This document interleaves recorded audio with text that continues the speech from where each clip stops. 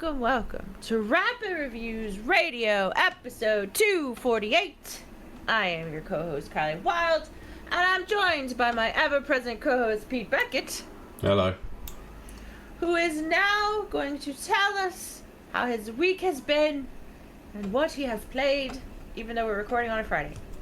It's been most of some part of a week, and not all of a week. It's been some days. Yes. Not a lot's really gone on. Have I had any time to play games? Yes, I have. Not a lot. So I'm not gonna bore you with the details of what I have been playing, because it's a game that I've played quite frequently over the course of the last few years. Street Fighter 6. Can't imagine why, Pete. Why we might talk about Evo later. That's probably why. Also, Sagat has now come out as part of the year 3. I haven't actually played him yet because I haven't bought the new expansion. But I have played a lot of matches against him, and he is cheap as frick. That's amazing. But I'm still enjoying the game, even though he's cheap as hell. I had probably about 4 hours today where I just got online matches in. Now that the Switch is hooked up to the main front room TV, it was quite nice playing on a wired connection and all that. So yeah, it's good fun. Really enjoy it. Still really enjoying it, and the training continues. But that's it for me. Right. Kylie, what have you been doing? What have I been doing? What haven't I been doing? No, actually, that's not entirely untrue. I did 4 days back to the back of the gym, and they were hardcore days. And now I can see sound, because I am an invincible machine. But no, I'm very, very tired. As far as playing, I have to pull my list up because I don't remember. I never remember. What did I play? Did we talk about that one? Basically, what have you played from Monday, Wednesday, and Thursday? Yeah, I was like, why don't I label this? Why do I just put things down? Okay. Yes. Monday. Connie says, see sound? Yes. And I can taste rainbows, and I'm not eating Skittles. I don't like Skittles. I don't like Skittles or Starbursts because they're chewy. They're pretty gross, to be fair. Yeah. A lot of people swear by them. Not a fan. It's not my thing. I'm kind of more into chocolate. I can sometimes tolerate gummies. They don't gross me out too much like Haribo. Haribo overrated. Yeah, I'm a chocolate girl. I melt in the sun. No, I played a very cool game on Monday called Quarantine Zone. The Last Checkpoint, or The Last Check. It's kind of doing the rounds of a lot of Let's Players and stuff, and there's a demo on Steam right now. It is basically... Dankers redeemed. Fine. Okay. It is basically Papers, Please. But for you're checking people if they're zombies, and you have to check them against like a list of symptoms and stuff, and then you can decide whether they live as survivors of your camp and work your camp, or if they go to quarantine, like if they have a cold or something, but you can't tell if maybe it's a zombie, because apparently in this alternate reality, zombieism gives you a cold and hiccups. It's very strange. So you put them in quarantine, or you have them killed immediately.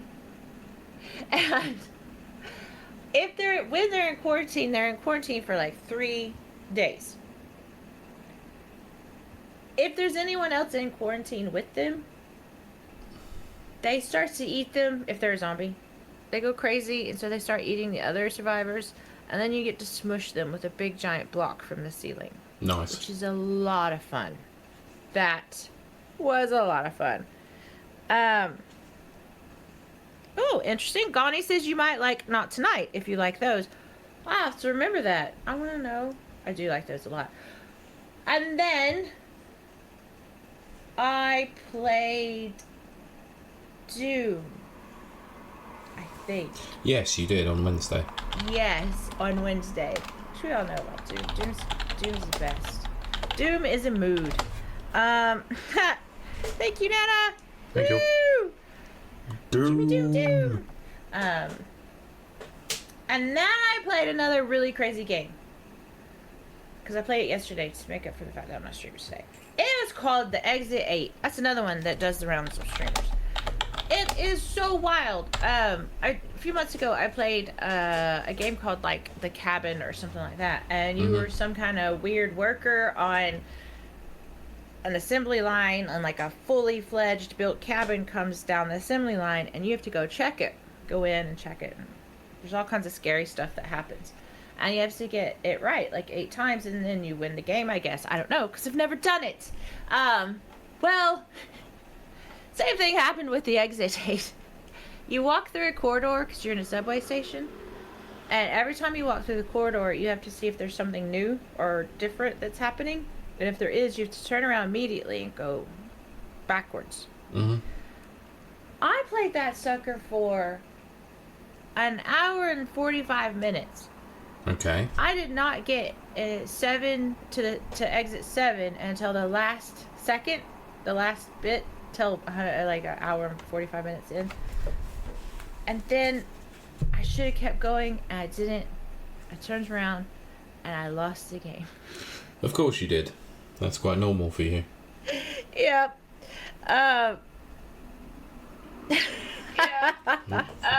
Fucking hell. Hey, I heard me.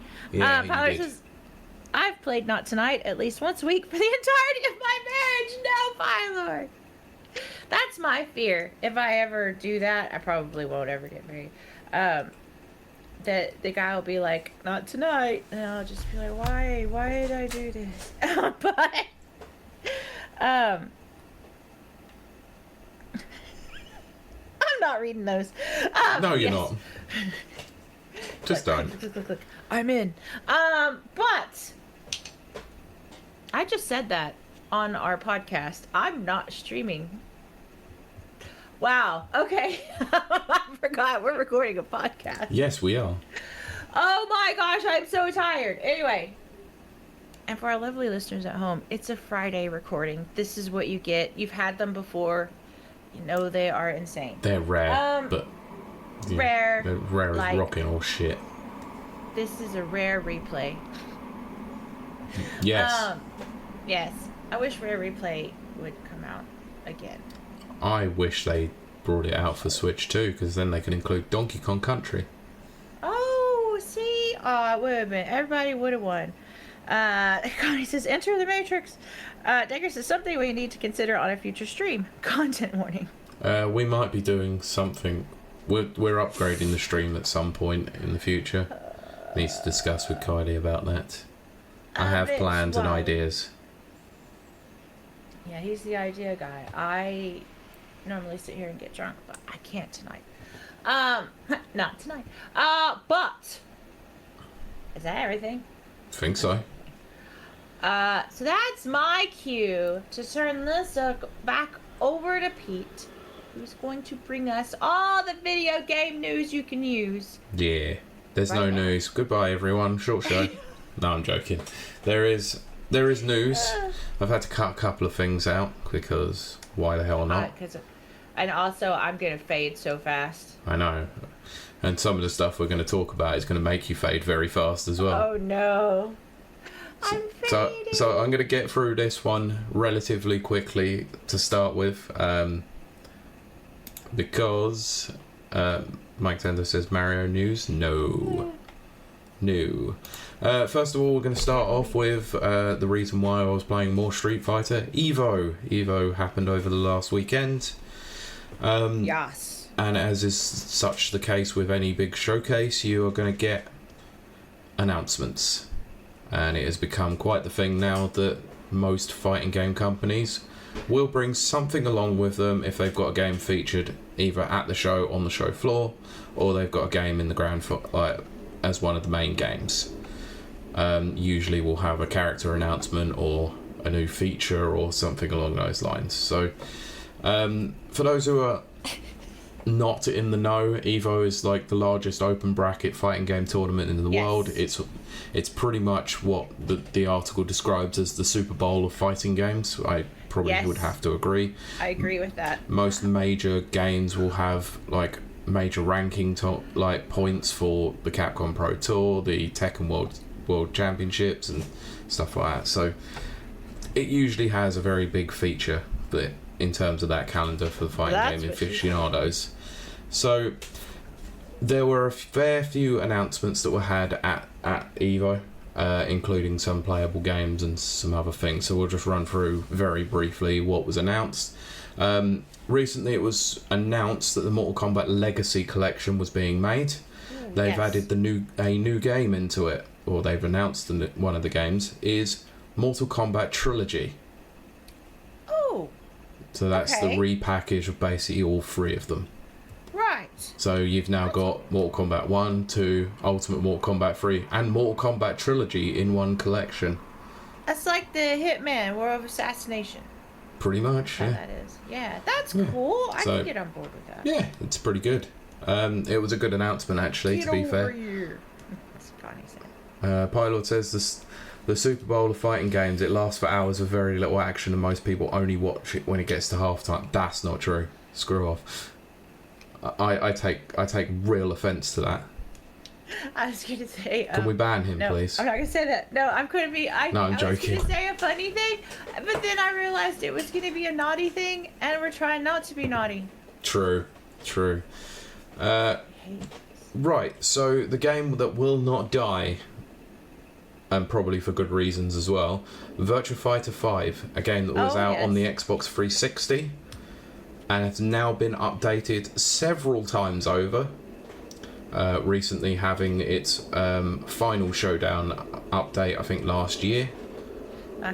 Has now got a new update coming to incorporate the release on Xbox Series X, PS5 and Switch 2, called Virtua Fighter 5 Revo World Stage.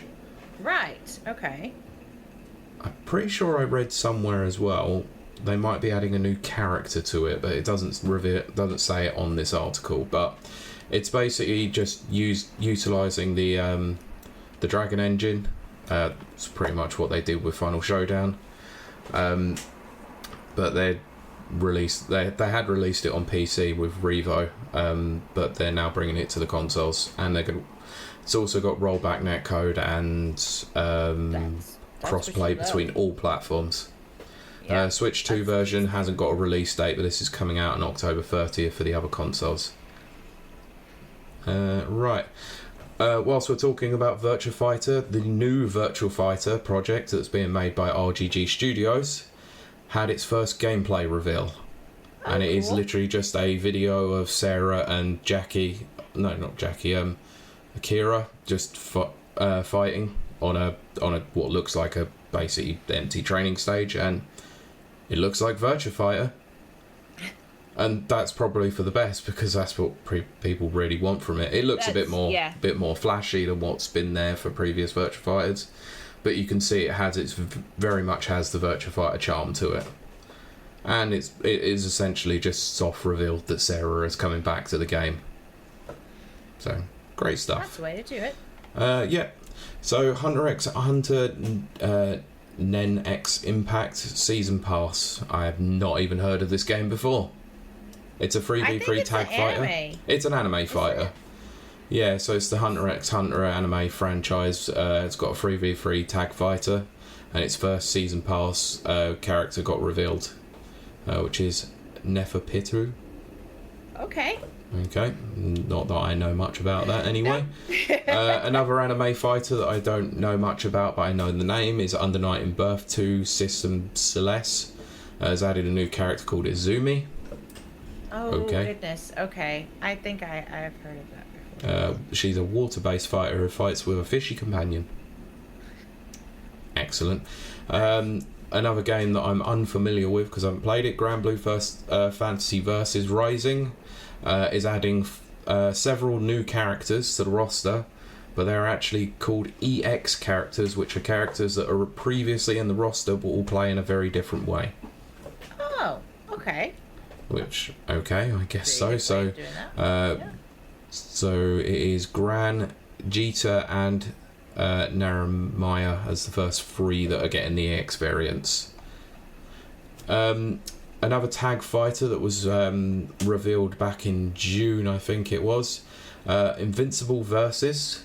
So this is based on the Invincible TV series. Oh, right. Has added a new character, whilst he's previously revealed in the reveal trailer, despite and not being revealed as an actual playable fighter at that point. Omni-Man has now been officially confirmed as a fighter.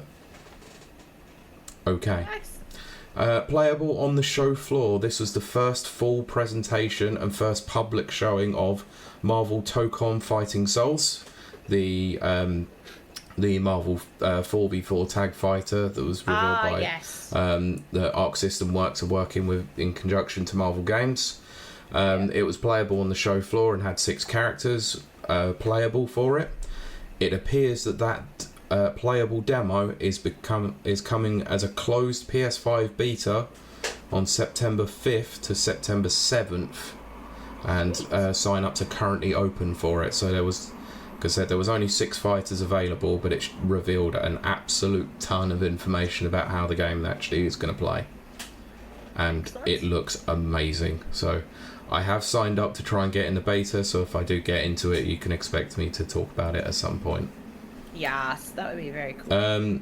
Guilty Gear Strive is a game that has been going on for many years at this point. It is now nearly 5 years old, but they've added another DLC character, which adds its first guest character, which is Lucy from Cyberpunk Edge Runners.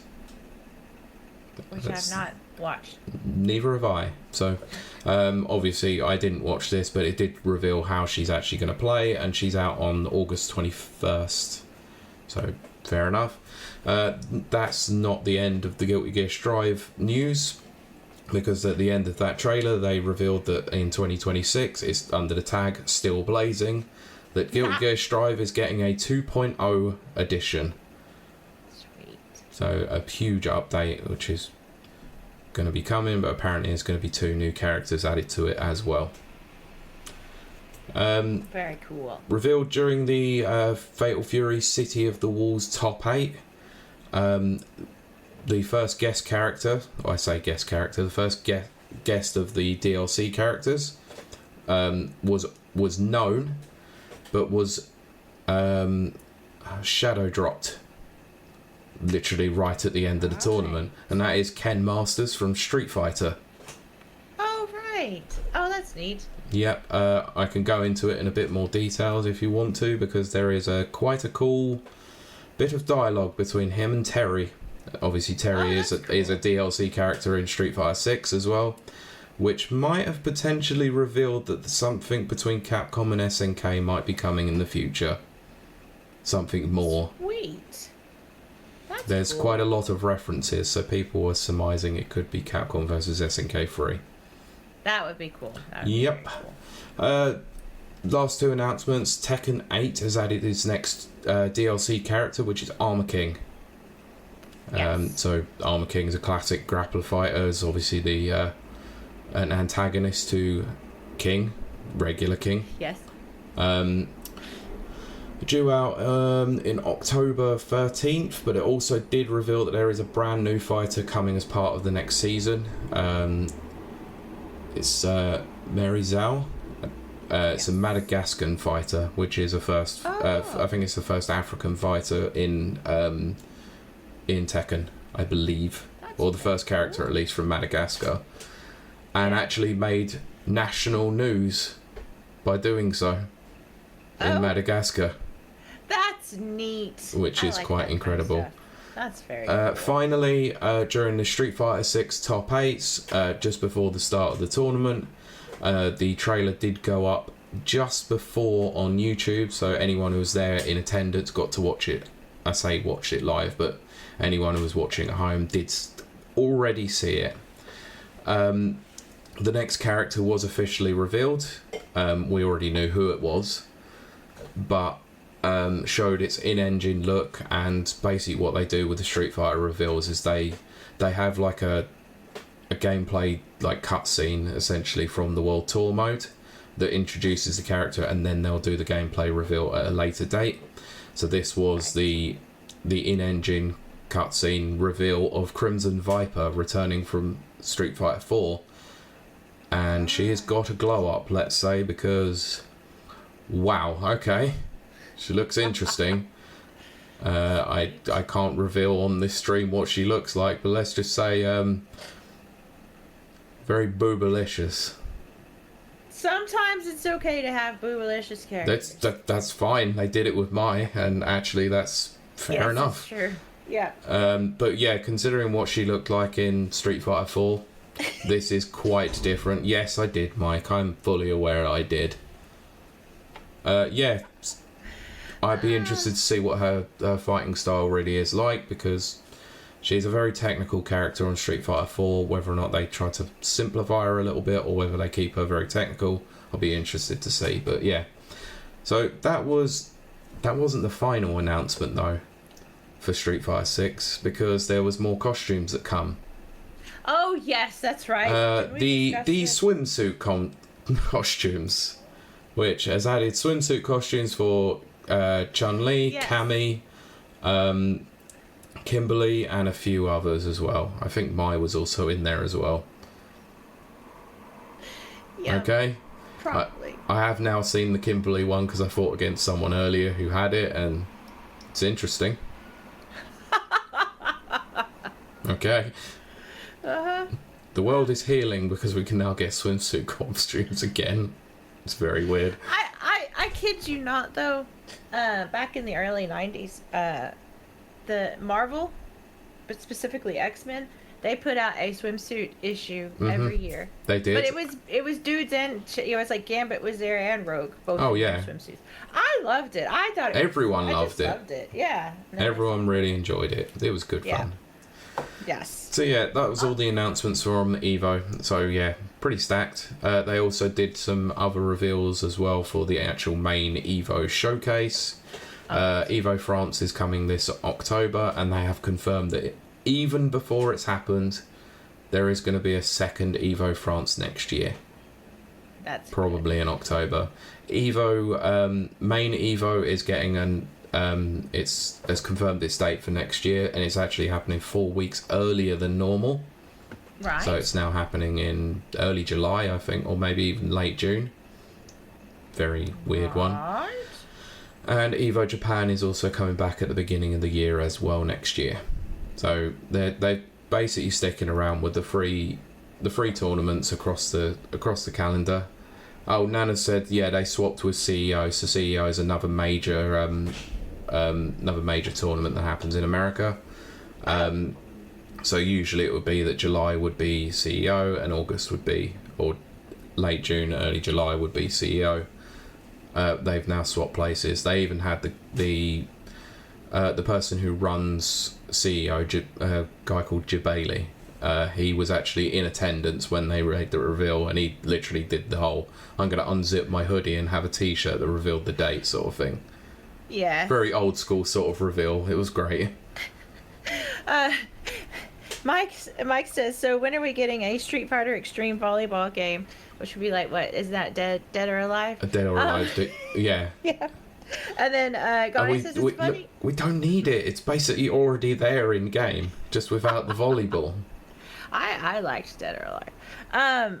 Garnet says it's funny that Street Fighter's jumped in sales after the swimsuit reveal. It's almost like sex sells. Yeah, it's a funny thing. That, yeah, it's funny that. But, Pete, have you heard of a game? I've been wanting to ask you this, and I keep forgetting until now. You're talking about all these fighting games. Mm-hmm. It is a fighting game called Fraymakers. No, can't say I've heard of it. You would be shocked. Fraymakers is the ultimate customizable platform fighting game, but it features some of indie gaming's biggest icons. Oh. It's like Hollow Knight's on there and the Octodad. Oh yeah, sorry, I have heard of it. I just couldn't remember what the name of it was. I've never heard of it. I've seen it, but I've not played it. Cool. I might be interested in trying it out. I was gonna say I might play that on stream one day, and if you want to join in. Sure. The last platform fighter that I picked up wasn't great. I can't play. No, it was Multiverses. It sucked. So anyway, yeah. So that's Evo. Let's move on to another set of announcements because Nintendo did another Direct. What? No way. It was an Indie World Direct though. Oh. So not long after obviously doing the partner showcase, they revealed that there was an Indie Direct coming, and this happened on Wednesday? I can't remember which day it was. Yeah, it was Thursday, sorry, so yesterday as we record. Showcased 18 games. So most of them are all for Switch 1. There's a couple that are getting Switch 2 updates, but the weird rollout with Nintendo is because dev kits haven't really gone out to anyone. Oh, see, because I'm so massively confused about that, you know? You'd think they'd be putting their resources into Switch 2 games, but now I see why they don't have dev kits. Yeah, so I can just run through the list of games that were announced, because it's not really going to mean much, but it will be one of those things that if you're interested in them, go and check them out. So the first game that was actually showcased was Mina the Hollower, which is the next game from Yacht Club Games, who did Shovel Knight. Oh, yes. Due out on October 31st. Looks decent. Next was Well Dweller. Then Neverway, Hurdling, Is This Seat Taken? Little Kitty Big City is getting a free update, which is a photo mode update. Next game was called Content Warning. Then Ball Pit. No funny jokes, please. Ultimate Sheep Raccoon, and actually I will talk about this one because I actually think this looks pretty great. It's sort of like an online based Trials like game, if you remember Trials. Yes, very similar to that. It does look quite interesting, and I probably will be picking that up when it comes out. I think it's winter of 2025. Glaciered, Winter Burrow, Undusted, Letters from the Past, Tiny Bookshop, Caves of Quad, Strange Antiquities, Opus Prison Peak, Go-Go Town, and one that was shadow dropped was UFO 50. Very wholesome games. Yeah, apparently UFO 50 is so it says in this article, UFO 50 consists of 50 entirely original NES style games, and it's now been shadow dropped on the eShop. I think it's already come out. It's best independent game at the Game Awards in 2024, so it's already been released. Is This Seat Taken was shadow dropped as well. It's a puzzle game about arranging a group of characters so they all feel comfortable with where they're sitting. This actually did look quite interesting, sort of like kind of like Diner Dash, but logic puzzles. Yeah. So yeah, it could be like it could be fun. It's a good time waster. The thing is about indie directs is you never know whether or not anything's going to be that interesting to you because you know, it's indies. There could be anything. This show wasn't the greatest for me. It was only 15 minutes long, and there wasn't a lot that I was that interested in. But for indie fans, I think there's some pretty good stuff in here, because Hurdling actually looked pretty alright as well. Right. But, yeah, it's not a hell of a lot for myself personally, but not the worst showcase, let's say. I know some people in the WhatsApp group that I'm in with Mike said it was a terrible show, but I don't agree with them. Yeah. So that can happen. That's fine. Right. So let's talk about AI. Because of course let's talk about AI. But I also want to talk about AI in a game that has been, I would say that most people would have forgotten even existed. Right, okay. Ooh, I'm curious. Do you happen to remember a very obscure spoof-like game by the name of James Pond? Oh, yes. Oh, wow. Yes. So the creator of 90s video game James Pond has heavily criticised the studio working on its latest sequel, saying he, quote, hates almost everything they do with a passion. Yes. So the original James Pond Underwater Agent was released in 1990. It was followed by a far more popular James Pond 2, codename Robocop. Yeah. Yeah, it's terrible names, but obviously it's very tongue-in-cheek. Yes, yeah, it is. Although it was followed by other titles, 93's James Bond 3 Operation Starfish and minigame spin-off The Aquatic Adventures, the James Bond series. The James Bond series eventually ended in the mid-90s, with the only attempt to revive it being a poorly received iOS game in 2011. Yeah. Now Gameware Europe, the current James Bond rights holder, has announced a new game called James Bond Rogue AI. Oh God. Dear. And the character's creator, Chris Sorrell, who was also lead designer on the first 3 games, is far from impressed. Oh. So, interview with Time Extension, Sorrell criticised Gameware for promoting the game with, quote, lazy AI-generated... sorry, I'm going to quote this, and I'm just going to say it how it is. Bullshit.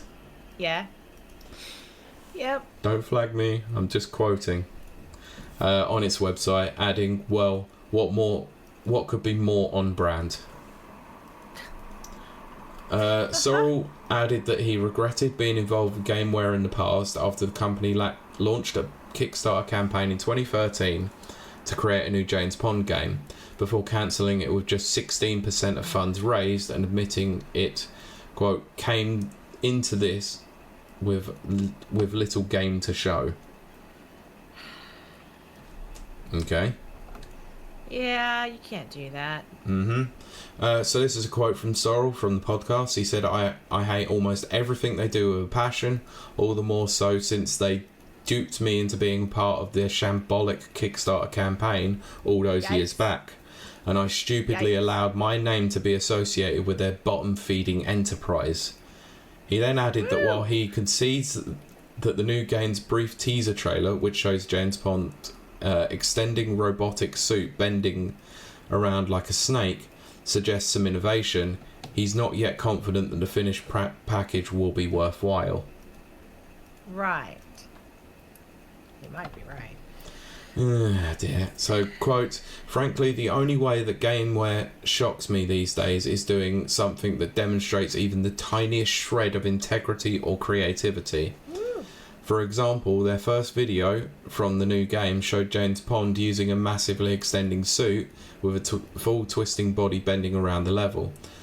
It looks like fun, or at least could be in the hands of a capable level designer who probably doesn't work for Gameware.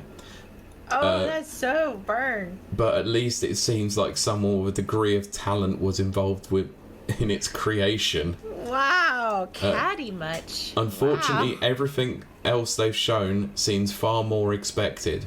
Yet another warmed over rehash of the 34-year-old game that somehow makes it look like 30 years of tech progress never happened.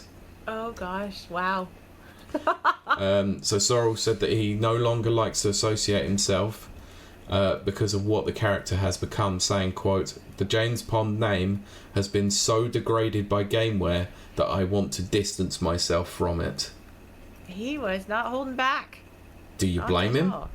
No, I don't blame him, actually. I mean, I haven't even seen this trailer. I didn't even know this existed until this news article came up.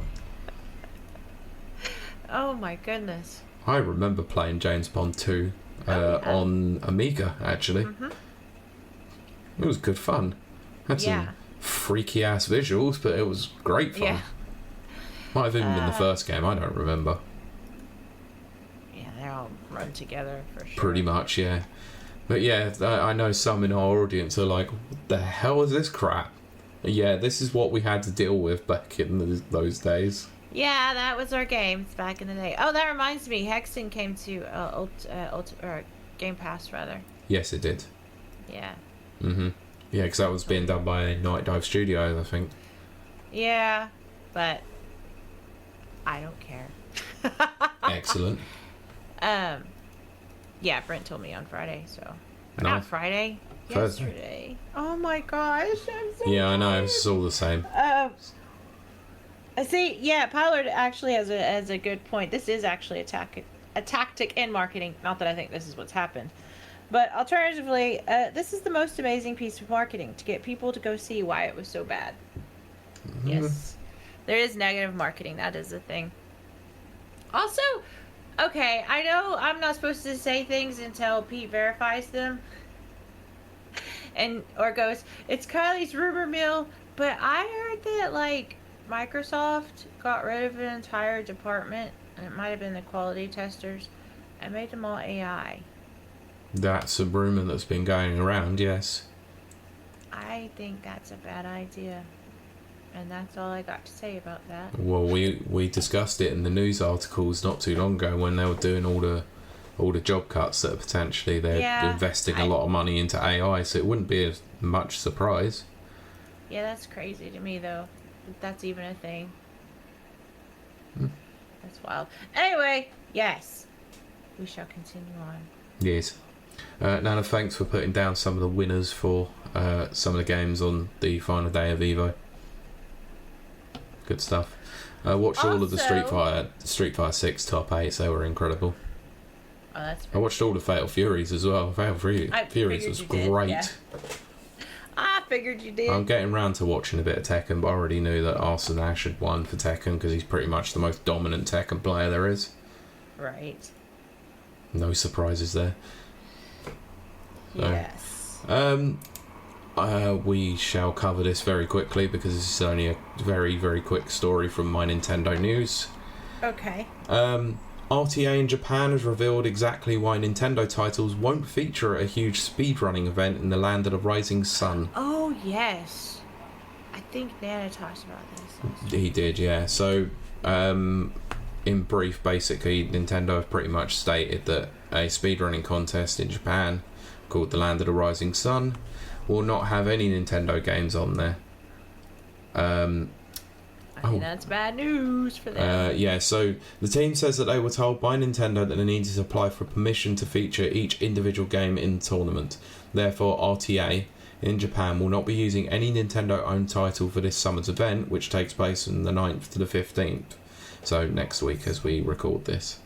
That's such a bad move. Instead, they will apply next year to feature Nintendo first-party video games. The event previously featured a large number of Nintendo games, including Mario 64, which had the highest viewership of the tournament last year. I'm starting to wonder if this will then have a knock-on effect to things like Winter Games Done Quick and Summer Games Done Quick as well. That's the exact worry and exact fear, because I just think it's a bad move. Yeah, Nana's clarified this. He said, "I want to apologise for that because I mentioned that it was Games Done Quick, not RTA. The video I watched did not make that clear." Which is not really a surprise because clickbaity. Well, let's not say clickbait. They probably read like speedrunning and instantly defaulted to Games Done Quick because it's probably the biggest speedrunning contest like out there for charity. Plus, it's like you just said, there's probably going to be a knock-on effect anyway. I think it will because unless the Games Done Quick people are like pretty diligent when it comes to asking for permission, we generally know that most people in this situation will not ask for permission. Yeah. It seems quite likely that it could be the case, but some of this could also be related to copyright law within Japan as well. That's true. That's a good point, actually. Yes, I agree with Nana. It's still stupid. I was literally about to say that. I was going to say that exact thing. I agree with Nana. It's very dumb. Stupid. You would think that Nintendo would want free promotion, wouldn't they? Exactly. And to show off their games and everything. Yeah. Also, coming back to the Microsoft thing, it's not that AI thing wasn't confirmed, but Microsoft did cancel another game called Contraband. If you remember the Contraband trailer from 2021 that looked like crap. Yeah. It's a lot of trailers. So the game's been cancelled. Anyway, shall we talk about Sony? The last two stories, and they're somewhat tangentially linked. Okay.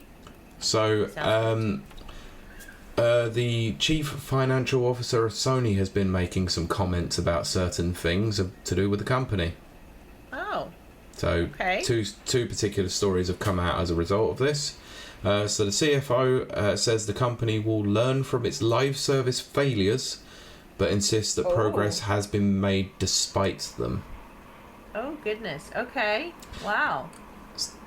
So in a Q&A session following the company's latest financial results, one caller asked its panel of executives for an update on the current status of PlayStation's live service plan and where it sees the issue when it comes to improving its live service games.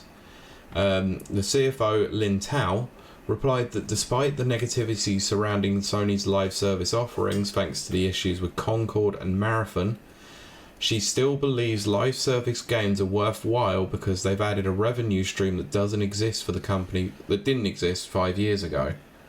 There's a reason for that. Quote, last year Concord shut down after 10 days. Uh-huh. Damn it, I wish I would have... freaking forgot about this story. I should have brought my copy of Concord in. Yes.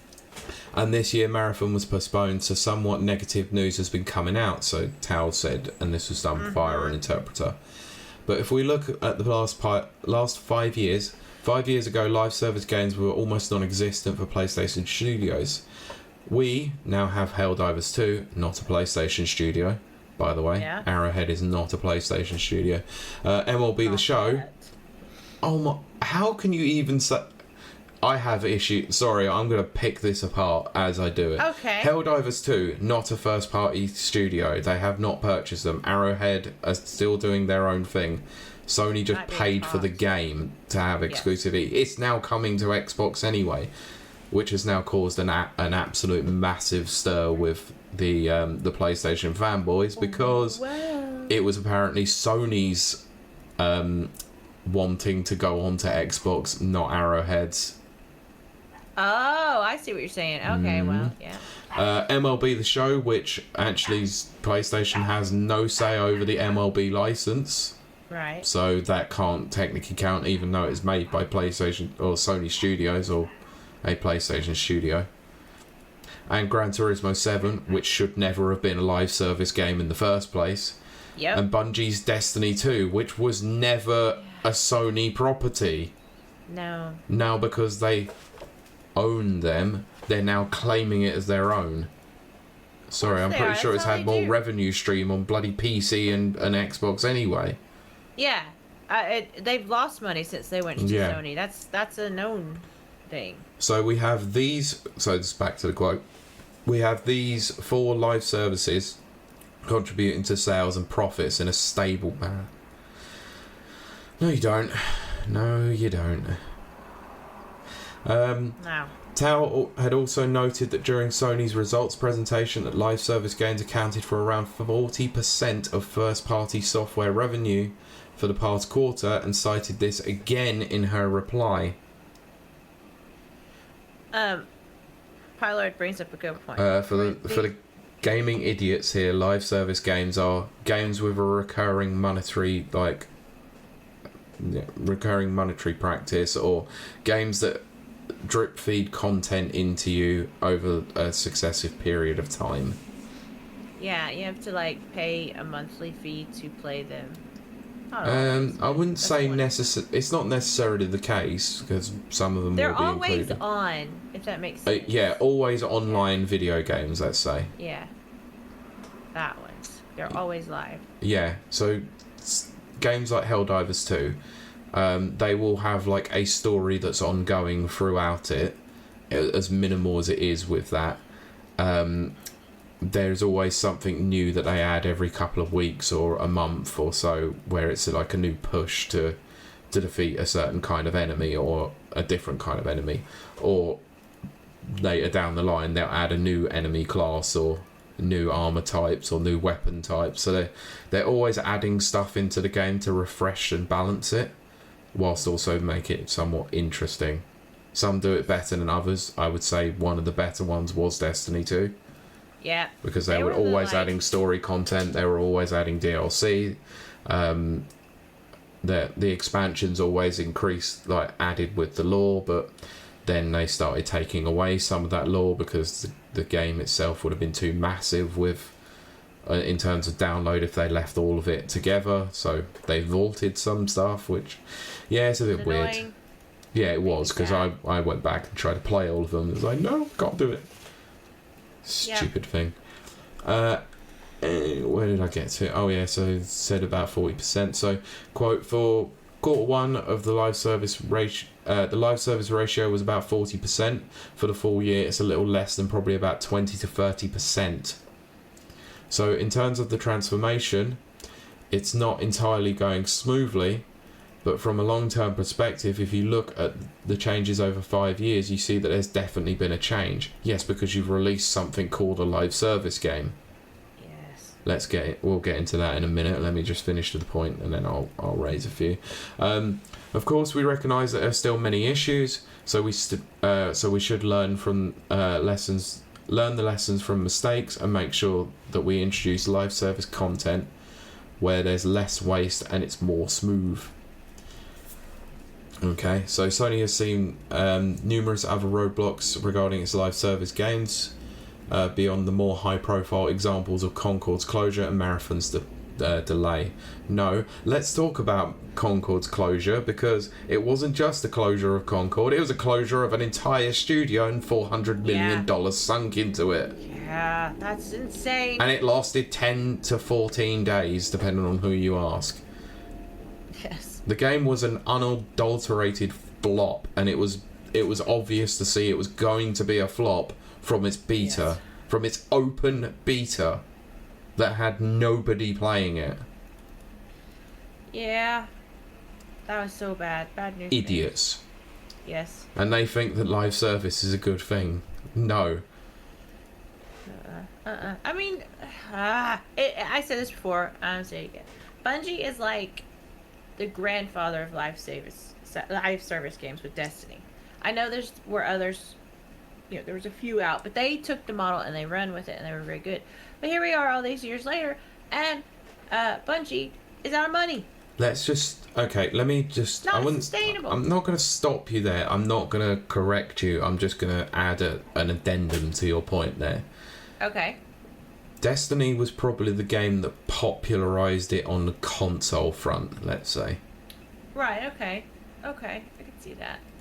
I mean, I think it's weird. I don't know why they don't consider WoW a live service game. It kind of is, I would say. To me, it is, but people are like, no, it's not live service. Well, in the grand scheme of things, if you wanted to give it, if you wanted to utilise that new term, then yes, it is. But it is more of an MMO. And always has been, let's say. So, I'm not... Yes. Cool. I think it probably falls more into the MMORPG than it does anything else. Because you wouldn't say Final Fantasy XIV is a live service game. You'd call it an MMORPG. Although I would have thought of it as live service. But it's probably, not that much difference. You know what I mean? Yeah, I see what you mean. There are a lot of aspects that are similar, between the two, but I think I'm not quite sure what the distinguishing factor between the two of them is. It's probably some technical issue. Probably. So just to finish up the article, it says that in January it reported that Sony had cancelled a live service game at Bend Studios and Bluepoint Games. But it's also been reported that Fair Games, a live service multiplayer heist game from Haven Studios, has been internally delayed to 2026. That game isn't coming out, I don't think. Yeah. So let's just not say that it's down to a couple of notable games being a problem. I think it's the fact that they've jumped on live service far too late and have done it in probably the most shallow and vapid way possible. People get tired of... The thing is, people, believe it or not, they do get tired of obvious greed. Mm-hmm. Obvious money grubbing. Yep. This actually got mentioned in a really interesting video that I was watching earlier, where someone was talking about the fact that PlayStation are pretty much going third party publisher at this point. Right. There's probably a lot of further there because they do fanboy content, which makes sense. Oh, right. Yeah.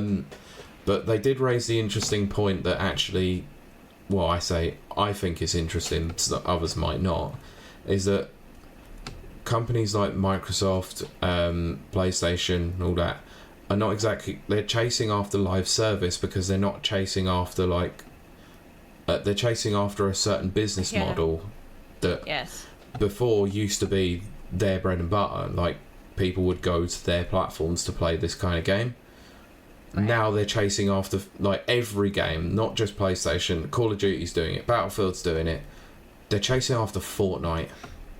Yeah. They're chasing after that $1 billion, like, multi-billion dollar, like, enterprises, and nobody can get it right because Fortnite is just Fortnite and should just be left out there on its own to just do its own thing. It's a platform. Yeah. Like, that's all it is. It's just, I don't know. It's just like dream matchup platform of shooty bang bang, pretty much. Yeah. Oh, I can go and play like a round of Fortnite with someone playing Peter Griffin, the chicken, and like loads of Star Wars characters. It's literally just a toy box, pretty much. Well, that's the thing, and you have to ask yourself as a business person in a game studio or whatever, like, you're probably not going to create a Fortnite killer. You know, everybody tried to make a Halo killer. Everyone said, "Oh, this is going to be the Halo killer." Nothing ever killed Halo. Halo just had to fade from existence. And yeah, Halo killed itself. It stuck. It put a sticky grenade on itself and floated itself all the way across the map. It did. But it rode the Banshee into the Halo ring. Yeah. You liking these Halo references? I do. Just doing anything for you.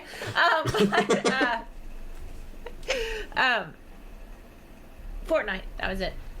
You're not going to make a Fortnite killer. You're not going to. The timing was perfect. The infrastructure was perfect. The annoying guy, I can't remember, but the guy whose emails we read Tim out Sweeney. That worked. Yeah. Wait, is it him? That's Epic? Yep. Okay. All he cares about is money, and he went and he pursued all of those licensing contracts. I know, because we read the emails. That's not going to be recreated. It's just not. And that's what they keep trying to do. Pete's right. That is what they're trying to do. Call of Duty's doing it by adding things like Beavis and Butthead, Seth Rogen, Nicki Minaj, and all that. It's like, what the hell is this all about? It starts to make me feel icky. I don't feel icky when Fortnite does it because it is ick. It's just a big pile of ick. So that's why I don't really play it. Yes. They can add Icky Minaj and it will be fine. But other games, I don't know. Like, I didn't mind though. Well, not that Spider-Man's not really live service, but not at all. But I liked where they added, like, you could either be Spider-Man from the movie or Spider-Man from the game. You know, that kind of stuff is fine. Cosmetics, whatever. And that's probably where Sony should concentrate more, is on DLC and cosmetics. Not live service. You're not going to make a Fortnite killer. Fortnite will die on its own when it's ready. Just like Halo did. Maybe... yes. Yeah, go on. I know what he's talking about. I love that joke. I do. Pollard says Fortnite and its Fantastic Four skins. Yes. That cracks me. It's still brilliant. How stupid it is, it's still great. Yes. What was I going to say? Oh, that was it. Maybe Sony should actually focus on something that they haven't been doing for quite a long time. Making money? Make an actual game. Yeah, they've got one first-party game coming out this year, and it's Ghost of Yotei. The thing is, I'm sitting here going, but we've seen this. It's a dearth of all of the consoles. There's no games. There's just no games. And yet they want to increase the price of each console. Yeah. And there's nothing to play on them. Nope. No. Great fun. Anyway, the CFO went into a bit more detail about a certain other point. She said that she expects Marathon to release by the end of March 2026. Oh, look, we want it out before fiscal year 25. So, as a result, I'm not going to go over that again. So, Sony execs were asked about the current state of marathons following the shooter's official delay. The caller has asked for an update on on the management of Bungie, as well as what Sony should do in the worst case scenario if Marathon was to be cancelled outright. So Lin Tao responded by saying Marathon is planned to release within the current fiscal year. Told ya. Which ends on March 31st, 2026. Quote, first, about Marathon, how we factored it into the forecast, we expect the launch to happen within the fiscal year. But having said that, it's not a commitment. No official announcement has been given yet. She added, we are now doing modifications in development, and based on the progress in the autumn time frame, we believe we can communicate when we can launch Marathon either from Bungie or PlayStation. So they might. I think that actually does say something quite interesting. The whole marketing of the thing might be taken completely away from Bungie, and PlayStation might take full control of it.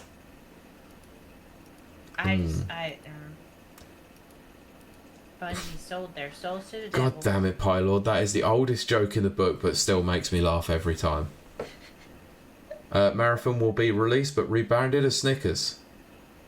Yeah, for the Americans and the audience who don't know this, and I didn't know this till I moved here, Snickers, one of my favorite chocolate bars, is called Marathon over here. Well, used to be called Marathon until it got rebranded as Snickers. Yeah, it's the same exact Yep. bar. It's a Snickers, and they call it Marathon. Yep. That's a weird thing. Anyway, let's continue. With regards to Bungie, Tao reiterated that Sony's decision to take more control over the studio's management, with the eventual aim being to completely integrate it into PlayStation Studios. Yeah. Yeah, you called it. I knew that was coming. We knew it was happening. Quote, about the governance of Bungie, at the time of acquisition, we are offering a very independent environment, so that was one way of thinking. However, thereafter, we have gone through structural reform, as we announced last year, so this independence is getting lighter, and Bungie is shifting into a role which is becoming more part of PlayStation Studios, and integration is proceeding. So, in the long term, if you can see this as an ongoing process, the direction for Bungie is to become part of PlayStation Studios. Yeah, told you. Oh, of course. I mean, it was obvious, let's be honest. Like, they said, oh, we're going to give you full autonomy with fully independent. No, they were never going to do this. Yep. You wouldn't spend, what was it, $3 billion? That was some insane. Yeah. You wouldn't spend $3 billion on a game that was essentially bleeding money at that point, just to take over that IP. No, you took full control of this studio to integrate them into PlayStation to help with your live service push. That was it. We all knew it. Yes. And they were full of shite when they did it. And said, oh, we're going to be fully independent. We all knew it wasn't going to be the case. As for whether Marathon would be cancelled, Tao said that she currently doesn't expect this to happen, saying, quote, we are fixing the problems, so we believe this launch will happen. If this launch is cancelled, we'd need to do the revision of the valuation. However, as of now, this is not expected. The rest is basically just saying about Marathon's delay from September. So, anyway. So Nara said, boy, they should, in respects to they should just make a game. I feel we can't say that for PS5 now, they have Spider-Man and Ghost of Yotei and Sackboy and a lot more. They also had a lot more other franchises until they killed them off by destroying Japan Studios and pretty much letting Bandai Namco pretty much release them. Such as like Everybody's Golf. Yeah. And Ape Escape. Yeah. That one's not being done by Bandai Namco, but my god, someone should make another Ape Escape. Yeah. Team Asobi proved that you can make an Ape Escape game in Astro Bot. It's quite viable. Yeah. It's easily done. And then I also put, given all the incidences, they have to accept the PlayStation takeover, 100%. Pylor said the comedian Arthur Smith once said, and this is not safe for work, I entered a marathon race once. Chocolate and peanuts are all over my ding dong.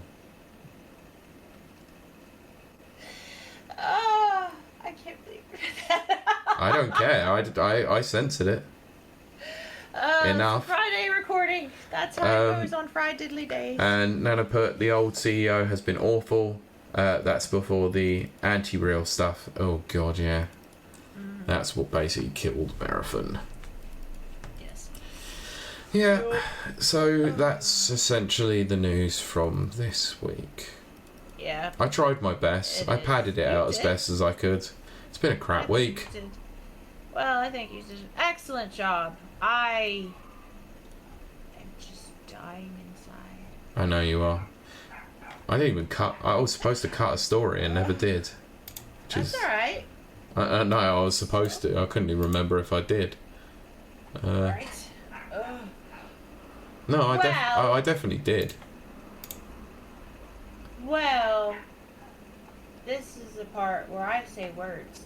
Yeah, you do. Those words are, we do thank our lovely watchers and listeners for watching and listening, but Pete, where can they find you? Here.